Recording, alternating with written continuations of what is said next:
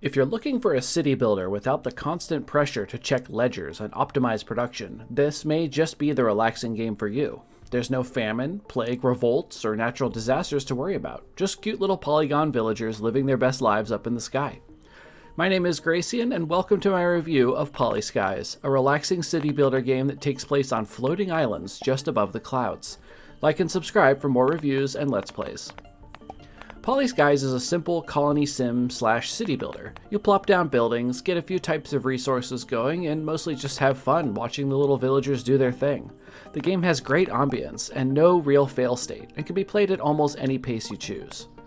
You'll spend your time building up your first island until you can build a portal, which will allow you to send your villagers off to other islands to colonize them. The islands are basically all the same, but it is fun to set them up in different ways. There aren't a lot of buildings to unlock in the game, but as you gain villagers, you will unlock more and more of them until you're able to build whatever you want. Now let's jump right into my review of the gameplay itself.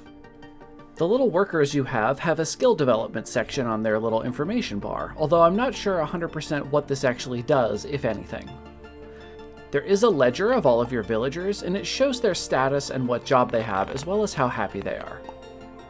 The game generally has no real risk of failure. You just spend your time plopping down buildings and giving people jobs.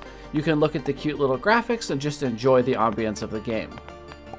Most buildings you place down are easy to place and rotate, but a couple of them are a pain in the butt, like the fishery. The resource cost of placing buildings is not listed until you get to the part where you're actually placing it. It would be nice to see those at a glance for the early game when you have limited resources. There's also a general lack of information on what you're supposed to be doing, and no real tutorial to speak of. But it is a very relaxing and easy game, so it may not be necessary. You will figure out how to do everything on your own.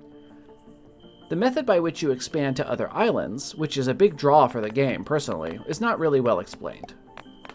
There's also no autosave, so at one point when my game crashed, I had to start all over. So please, save every so often. The clarity of the buildings is not super high. The shrine, for instance, says people pray at it and it makes them happy, but how many people can use it at once? How much happiness does it give? I'm not sure how many shrines I should have on an island.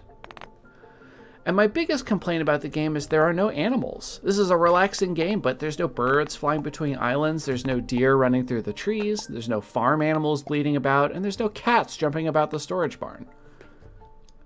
Now for graphics. The nighttime ambience is very relaxing and cozy, with the yellow beams through the windows of the houses, the white glow of streetlights, and the bluish-hued crystals holding up the islands in the distance. The very first time I panned the camera up to see the horizon, it actually took my breath away. I was not ready for how beautiful it looks. The lighting is really nice, especially at dawn. You get all the reds and yellows of a real dawn. The crystal details on the floating islands, especially the big one below the island, kind of gets your mind going about what kind of world this is and what these crystals are that make the islands float. The portals that the little villagers use to transport themselves between islands are really, really cute. They've got these little stars shimmering off the crystals. I love them. However, I also found that there are a handful of assets that will hang off the map a little bit, like the grass. The worker models are all exactly the same. The little guy is cute, little poly model, but he's the only model. And I did have a bug where I had random unhoused people on islands that I had never been to, yet they wouldn't move in once I colonized the island. I think they were phantom people and not really there, but it did confuse me at first. I thought maybe I was supposed to be colonizing those islands to save those people. Sound-wise, the game is pretty much just great. The game has relatively few sound effects, but the ones that are there are pleasant little ambient ones, such as the plop of a building being placed, or the swish of wheat as the villagers walk through the farm.